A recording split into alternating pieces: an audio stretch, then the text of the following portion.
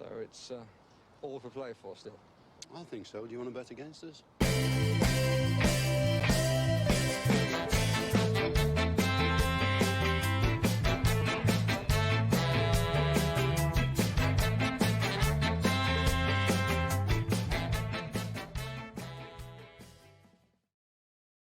Hello there, villains, and welcome to Further Love of Paul McGrath podcast. Neil and Paddy back again, which seems like deja vu because Johnny seems like last week we were doing an Everton preview because it was only last week.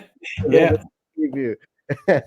So I was tempted, I'm not going to lie, Paddy, I was tempted to just play back last time's Everton preview and see did anybody out there listen, call it stuff and see if we get any messages because no, in fairness we do have some of the best listeners in the land because it was brought to our attention recently that the listeners are getting 2 for 1 on podcasts because one of our podcasts seems to be repeating on Spotify.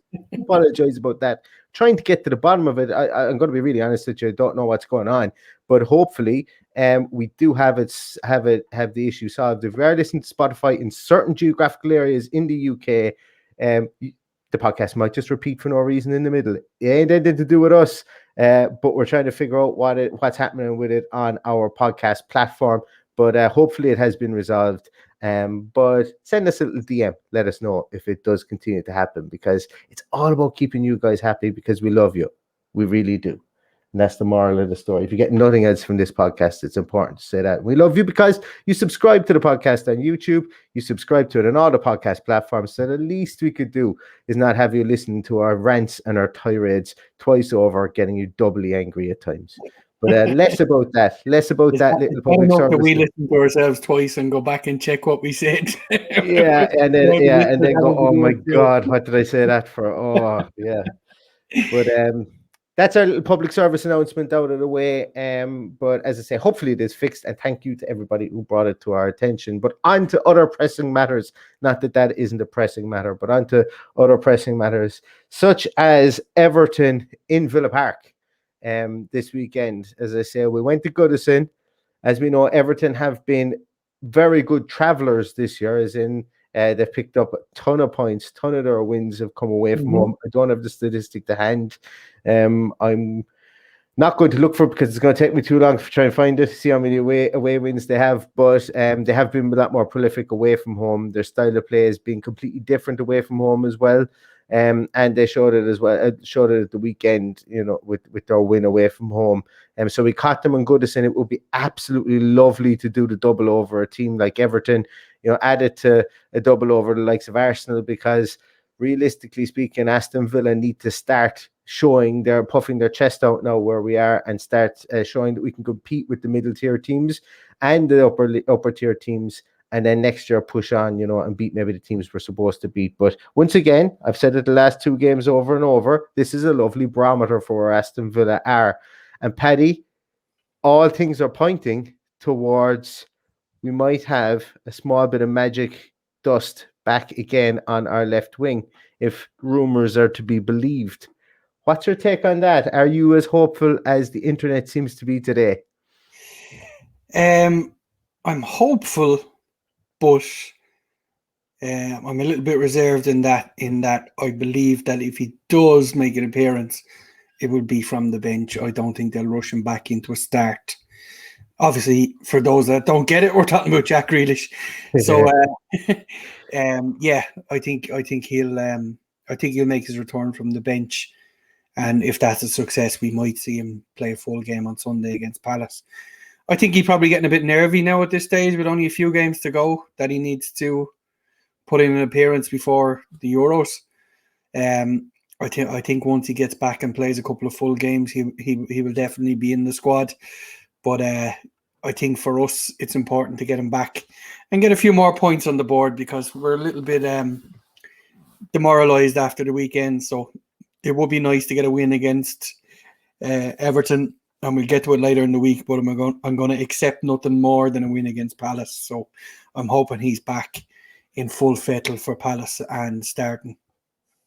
Yeah, one more win takes us over the 50-point mark as well. So, that's definitely something to aim for. It would have been a pipe dream at the start of the season, and without setting where this season could have gone short because of obviously our steam train coming out of the traps like a steam train. 50 points is a super achievement for Aston Villa Football Club, especially over the last 10 years. And we're on the cusp of that. Hopefully, when we're recording maybe late Thursday night, maybe early Friday morning, we'll see whatever way the mood takes us. We will be we'll be celebrating the fact that we've broken 50 points and are and still looking good as the season comes to a close. But we've obviously gone and done Everton in such a short time ago, should I say. Do you think that kind of works in our favor, Paddy? Or do you think that that's something that maybe works in Everton's favor? Do you think Everton are kind of looking at us going, yeah, they shot their shot. Now we're going to be able to come back in, and we've seen what they have. The element of surprise is gone. Or do you think that something like that comes into it in this professional game? I think it does. Yeah. I was never a big fan of like two-legged games and stuff, because you learn an awful lot from the first one, and generally one team is ahead and on the back foot then in the second leg, and that's going to be the feel of what this is. So we're 1-0 up from the first leg. Everton will want to undo that result for their fans, I'm sure. It does play on their mind. It's an unusual circumstance that we play two teams so close, or the same team so close twice, home and away in the league. But that's just the way it panned out with the cancellations, we'll say, from the COVID outbreak. I still fancy us to get something out of it. I would be hopeful for a win. Not overly confident as such. They played West Ham at the weekend. I thought they were a whole lot better than they were against us. That might have a lot to do with the fact that they had Michael Keane and Yerry Mina back at the weekend. But as luck would have it for them, Yerry Mina picked up an injury, which has now finished him for the season. They're also without James Rodriguez again for this game, so that's a good thing for us. So I think coupling them things, they got to reshuffle again. They kind of went to 3-5-2 with Richarlison playing very close to Dominic Calvert-Lewin at the weekend. So I would imagine they'd probably revert back to a back four again with Yerry Mina being out, that is. Yeah, Michael Keane back, probably partners. He partnered Godfrey the last day, and Holgate came on as well. But yeah, it's going to be an interesting, as I say, I'm like you. I think that there are lessons to be learned from both sides.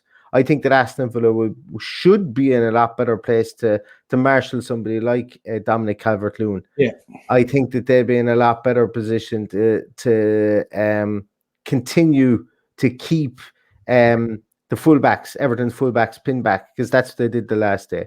And I also think that if they were to learn anything, they would learn how to play against Everton's two deep line midfielders. Now, saying that, at the weekend I watched a small bit of Everton, and there was a small bit more, how would I put it, a bit more of an attacking impetus from those two deep line midfielders. So it'd be interesting to see that away. Once again, they were away from home, playing at home again. We don't have Ollie Watkins, which is a big elephant in the room here. The amount that they were going to have to keep an eye on Ollie Watkins because of his movement and stuff like that. And whether we should have Ollie Watkins, can't even appeal it. The way it was done seems so dirty. But look, them's the breaks, and we got to live with them. But where I kind of diverge from your thoughts of the fact that they're playing them so close together is that Jack Grealish on the bench, there is no game planning for him at the moment. I think that if they're going to play him, he's going to come in and he's just going to be that extra impetus for this team. Completely change it up from the last day. And I think the simple fact that he is there would lead me to believe they'll revert to a flat back four, and they won't be as attacking as they were the weekend. I think the fact that there was three there at the back, it gave them a bit of impetus to go forward. The Coleman and Dean were very, very, very high up. and it also brought the midfield three into play because of that. So, West Ham nearly punished them a couple of times on the counter attack because of it, and we know we have the firepower there to do it, and especially with the guys we have running at them as well.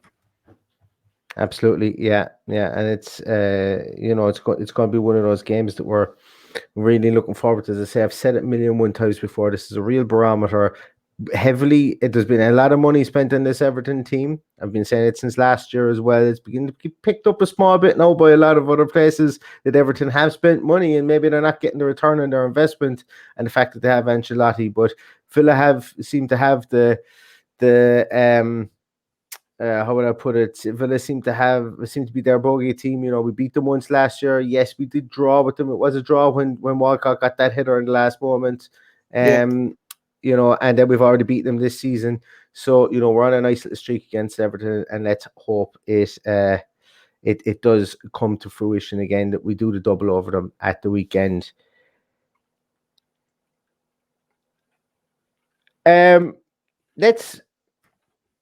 Let's go towards the team, Paddy. Let's look and see what way we think the Aston Villa team is going to line up. And then what we'll do is we'll probably look at maybe a small bit of the Everton team as well. So let me just share this up here with you, Paddy. For those watching on YouTube, I'm just going to share a lineup builder. For those on the actual audio podcast, we will obviously call out who we're picking here. So, as is always the case, I have taken the liberty to fill in some players here. It's not going to be, we're not going to see a change in goals. It is going to be Emi Martinez. Write that one in permanent marker. Our back four is going to be the same with Matty Cash, Konza, Mings, and Target. They're all in permanent marker.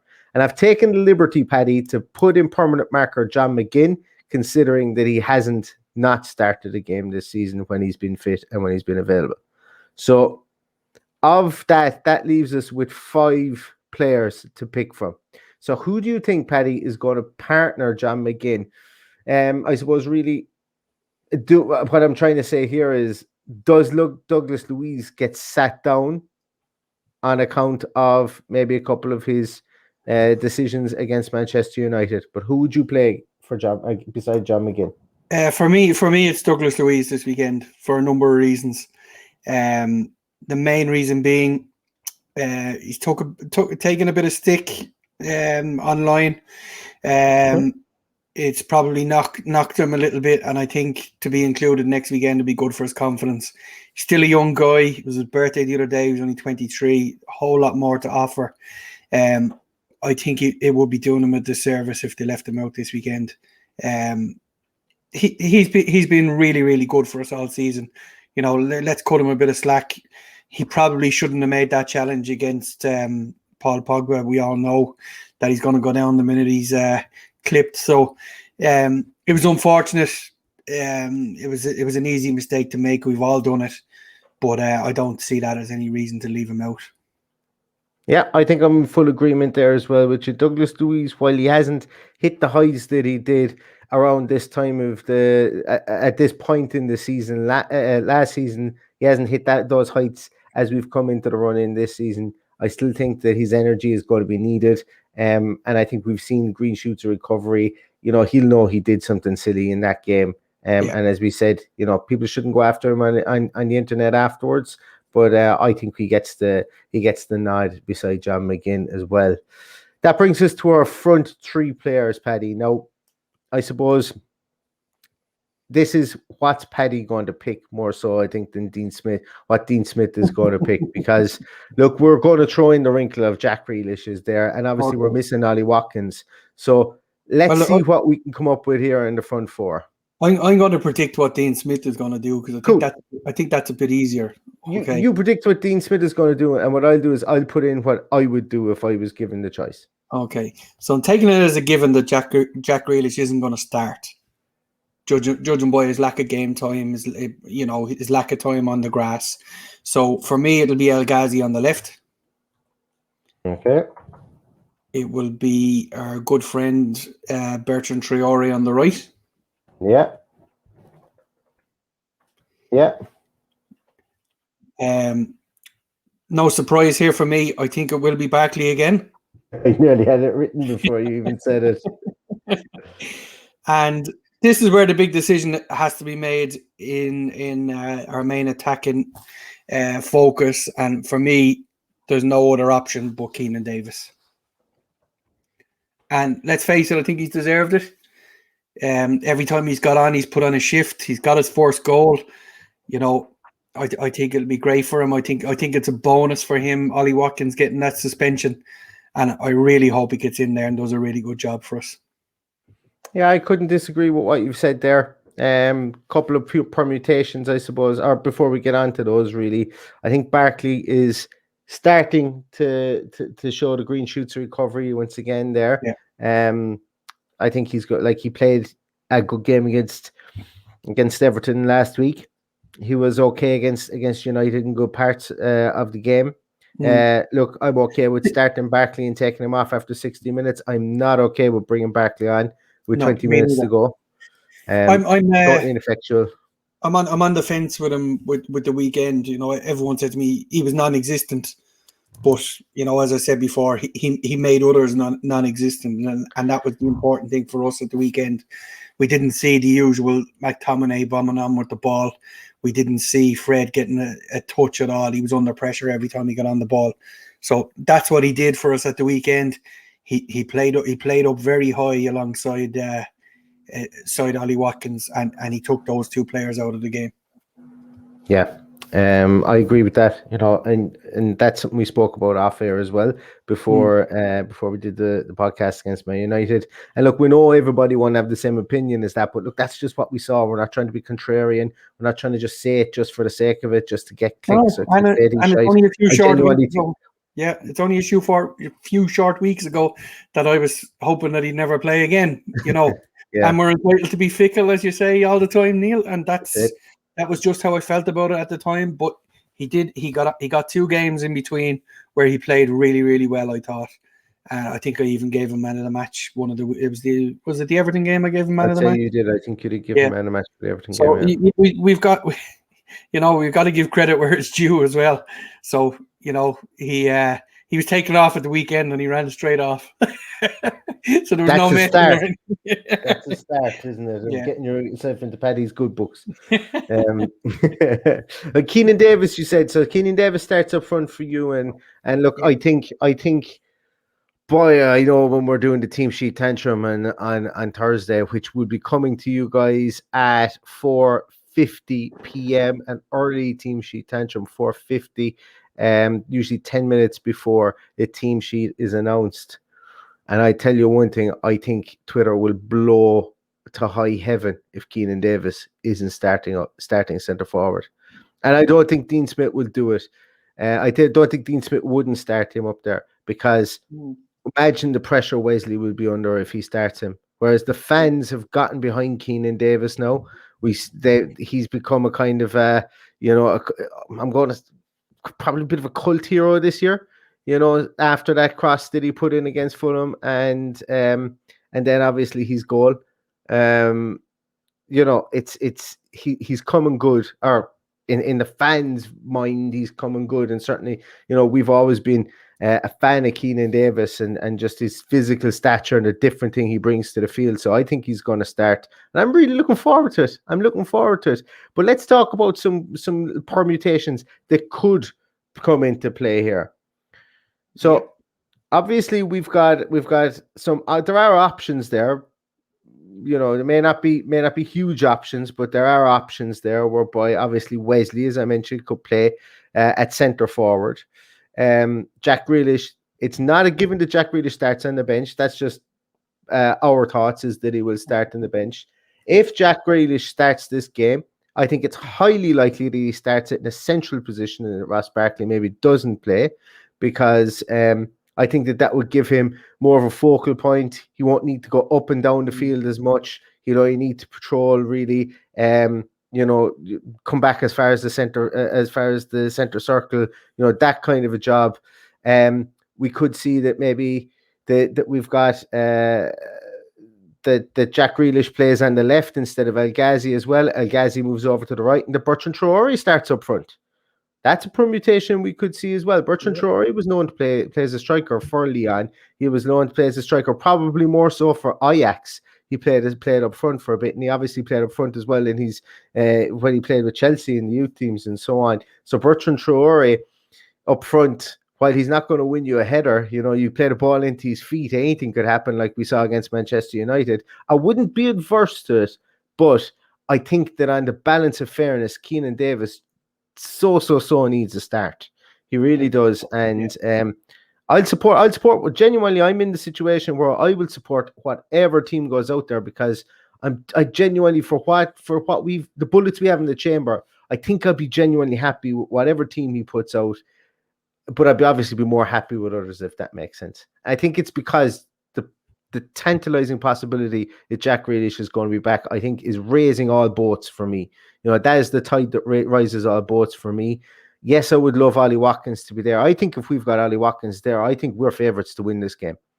But without Ollie Watkins, it's a hammer blow. And as I say, it would be great to have Ollie Watkins there, but we're not going to have him. So having Jack back will more than cushion that. It's a huge opportunity for Keenan Davis to show that he can have some of the traits that Ollie Watkins has. So, let's see what he can do. Give him the opportunity, throw him in there. It's not a situation of sink or swim, because we know he's good enough. We know he'll work hard. And who's to say that there's not an opportunity that if we're missing someone out wide, that you can't play Davis through the middle and Watkins out wide, because that we all know that Ollie Watkins has previous in that position with Brentford. So there's loads of opportunities there, and it's no harm to see Keenan Davis get it full 90 minutes. And I have to say, I'll be absolutely shocked if that decision goes any other way. Yeah, me too. I can see us here, and I know this might just be giddy and playful, Paddy, but I can see us here doing a post-match conversation again and going, Jesus, Michael Keane is going to know he was in a game, because Keenan Davis gave him absolute ribbons today. And, whatever, look, his first touch is, at times, Keenan Davis' first touch lacks a bit. And that's okay to say. But the desire, the effort, and he's when he does actually get the ball under control, he's pretty good with it. He can dribble with the ball, he can cross the ball. And I think in fairness to him, saying that his first touch isn't. I think his first touch is 100 times better with his back to goal than it is exactly. Going at goal. Yeah. So just to clear that up, they're not having a go at his first touch either. I understand completely what you're saying, but I think to hold the ball up, I think his first touch is phenomenal. Yeah, and that's the thing as well, that your first touch gets like your first. I know they say, look, he plays football. He kicks a football every day, and they play matches and training and stuff like that.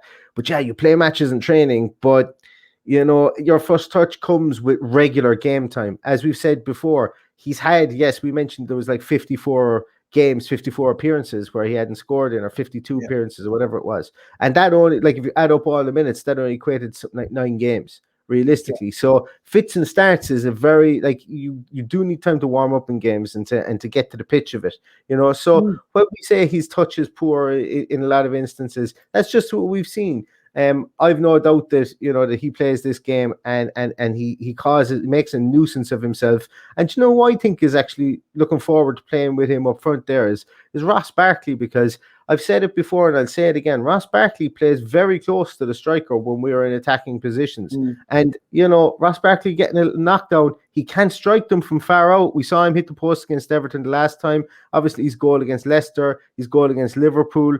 Ross Barkley likes to have a little bit of a snapshot from 20, 22, 23, 24 yards out. So if Keenan Davis can win those balls in the air, knock them back, Barkley's going to be around him. And I think that's where Barkley does his best work, because as I've said before, coming onto the ball Ross Barkley is the opposite to Keenan Davis. Keenan Davis is better at the moment. His touch is better when he's guys back to goal. Ross Barkley, when he's guys back to goal, is not very good at the moment, but when he's coming onto the ball, he's pretty good still, and he still has it there.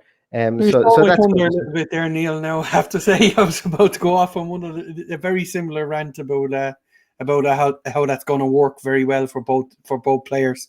And I would put my money where my mouth is this weekend. I think Ross Barkley will score this weekend because I think this game will suit him very well for Davis to hold the ball up for him. So a Ross Barkley goal with a Davis assist is what I'd go for this weekend. Like, if you look at the three that are playing behind Davis, and we are getting ahead of ourselves here. Look, we're not going to say here that like this is a small bit of fantasy stuff because we don't know what way it's going to pan out in the game, obviously. But on the balance of probability, every single one of those three players that are going to be playing just behind Davis, they love a snapshot. El Ghazi will shoot for fun. Like that's he's literally, when his agent is going to re-up his contract, or when if he's been sold at any stage, his agent is going to point to the fact my client had 100 million shots last year, because El Ghazi shoots more than anybody else when he's on the field, when he gets opportunities. Yeah. When he gets opportunities to shoot, he shoots from out far. Bertrand Traore, you just don't know. Bertrand Traore, he's always up for a shot, regardless of where he is. So, if you do have someone that can win the aerial battle, knock balls down, be a nuisance, like Calvert-Lewin is for Everton. Now, obviously, Calvert-Lewin is brilliant on the ground, and he's brilliant in manoeuvring inside the box as well. Let's see what Keenan Davis is like from that aspect as well. But if Keenan Davis just gets in there, knocks balls down for these three lads, they will have snapshots, and they're all well able to score goals. So, yeah, that is a small bit exciting. And look, if Keenan Davis isn't going well, look, we do have Wesley to bring on as well. It's not like we don't have a like-for-like substitution for him. So for me, that's like we could be in the situation whereby we're bringing on players that could really change up the game, and that's something that we've kind of criticized Dean Smith for not doing before. Like a Jacob Ramsey could come on there. He's shown it in fits and starts this season for a young kid. Jack Grealish could come on, and Wesley could come on.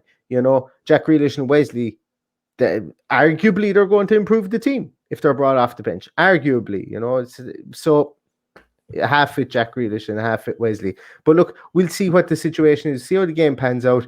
Hopefully we're up 4-0 and we can blood Carney Chukwuemeka and maybe Jaden Philogene as well. But that's all to be written, and we'll know all about that come 7:30 on Thursday evening. But let's talk a small little bit about the Everton team, Paddy. Yep. Everton, I don't know how, like we've already spoken about the back four. I couldn't tell you how Everton are going to line up from the sixth position onwards. I've no idea. I can only assume that Alan and Andre Gomez are going to play there. Yeah, but I think James out changes everything really for them, doesn't it? It's like as if they're playing to that's the word I'm looking for. They're playing to each system that they're up against. They seem to swap it up between a 3-5-2, 4-4-1-1, and a 4-1-3-2. 4-3-2. Yeah. I can count to 10. Yeah, and I genuinely think that it will be a 4-2-3-1, similar to what we saw in our previous encounter with Alan and Gomez kind of sitting with Sigurdsson just in front of them, and then maybe Richarlison and who else? Obviously, you're going to have Calvert-Lewin up front. So Iwobi played the last game. Iwobi played the last game. Yeah, who knows? Could be Delph, could be Bernard. Tom Davies is back. Tom Davies. Yeah. They're a good side. They're spoiled for choice. It was a really, really good game. I think we said it after the last one. It was an advertisement for Premier League football, and it was probably one of the best games we were involved in, say, since the Liverpool game, an end-to-end kind of game. But it'll be interesting to see how they line up. As you said, it was more or less a midfield five at the weekend. So I honestly, with Yerry Mina being out, who was their rock in the middle, of that three. Would Keane do the same, or would they be happier to keep a centre half on the bench?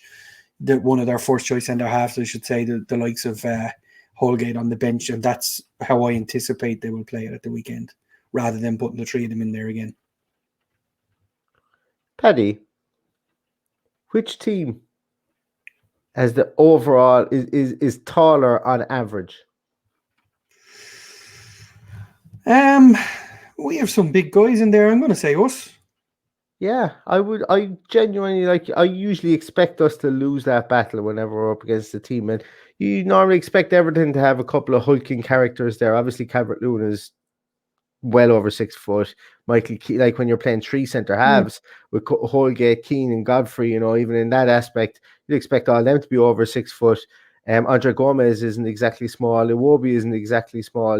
There's none of them that I look at them and I go, they're small. But maybe they're just all in around 6 foot, just in around the 6 foot mark.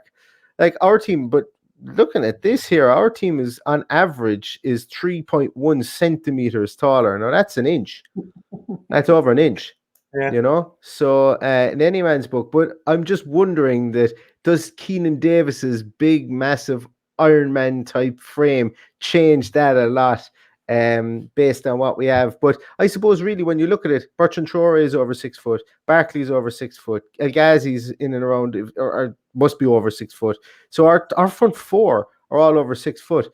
Now, I'm not saying that our front four are going to be bursting a gut to put their head on a cross. Like that's not it. Like we've given El Ghazi some pelters in the past for that now, and I don't envisage Traore getting a goal with his head anytime soon. But it's just interesting. That's an interesting statistic now, I suppose, that I didn't expect, because I'm looking at a stats sheet here. The teams are unbelievably evenly matched all season. Unbelievably evenly matched all season. So it's going to be a good game. I know it's going to be a good game, and I really am hopeful. Even without Ollie Watkins, I am hopeful that we could see a Villa upset and maybe the Villa come away not losing this game.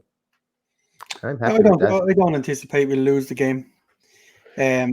I'm rather hopeful for a repeat of the last result, 2-1 again. I envisage.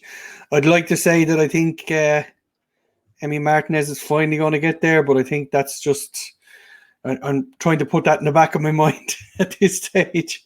I think there's always a goal in that Everton team, and we've just got to score one more than them. So I think 2-1 would probably I would snap your hands off for a 2-1 at this stage.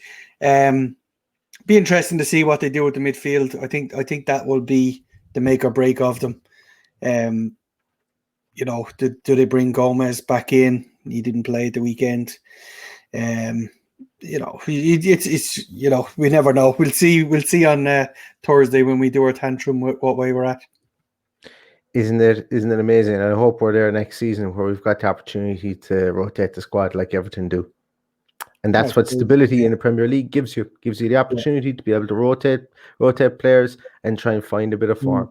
And while a settled team is great, but when you get to the business end of the season, we saw Man United make 10 changes tonight to what played us at the weekend. I don't know whether that constitutes playing a weakened team. Well, how many teams did you see getting done for fielding a weakened team over the years? They make 10 that's a joke shop. Like making 10 changes after playing us. Surely within like the Premier League through the book at Wolves for doing that a couple of years back. They said I think they fined Mick McCarthy for it. So realistically, the Premier League might have said, "Hey, Man United, why don't you make 4 changes against Villa, make 4 changes against Leicester, and keep the credibility of the team, make 4 different changes." Well, to me, it's just they're sticking the 2 fingers up at the league, saying, "Look, this is what we have to do because of how you fix these fixtures." It's a lot of shite. Yeah, but make sure. But what we'll do is we make sure that we beat. Look, put it this way: it suits them to have Leicester win tonight against United because it keeps Liverpool out of the top 4. Exactly, yeah. And again, that's the problem. fielding a weakened team because they put out their second team tonight effectively. And Paddy, if you don't think that doesn't come into the conversation when it comes to Manchester United and Liverpool, I've got a bridge to sell you. And that's I'm going to call it. That was probably brought up at some stage. If Leicester beat us, or if Leicester gets something from this game, well, then that's less of a chance that Liverpool get in the Champions League. I've got full tinfoil hat here, Paddy. I've full tinfoil hat. Where usually when I'm doing work around the house, there's a match on in the background. Tonight, I had one of the music channels where it was Steps versus S Club 7. That's how much I gave a shit about the game tonight. So there you go. H from Steps. Is it H from Steps? No. Jesus, I'll get completely wrong here. I'm just going to shut up is what I'm going to do. I know there's somebody. It's Richie from 5. That's what it is. Richie from 5 is a Villa fan. That's what it was. I was trying to think who it was. Yeah. And if you're listening, Richie, I do apologize, and you're welcome onto the podcast at any time. Richie Neville, I think his name is. Anyway, less of my, as you know, my pop culture isn't really top notch, but I think that's going to do it, Paddy. So you've said this. What was your score prediction again? 2-1 again. 2-1 again. I'm going to go 1-1. I'm happy with 1-1. I'd love, but as you can see by my enthusiasm for the way the front four, and I love something a small bit different, and I love an underdog coming good. I really want them to do well. But as I say, I'm going to just, if it's 2-1, I'll be delighted. If it's 1-1, I'll be delighted as well. So anyway, we don't lose this game, I think is going to be good for Aston Villa. And considering this is our game in hand, essentially. Well, it is our game in hand. It's not essentially. It actually is our game in hand. So we have to get something from this at least. To keep the train on the tracks towards finishing above Arsenal and Leeds, because that's kind of where I want to get at the moment. It's just a mini little goal to have, because I probably think realistically Europe is probably out of bounds at this moment in time. Well, if we beat Everton, we're 4 points behind them. So maybe it's not out of bounds. With Chelsea and Spurs. Yeah, and Chelsea would be minding themselves for a Champions League final, and Spurs would be coached by Ryan Mason.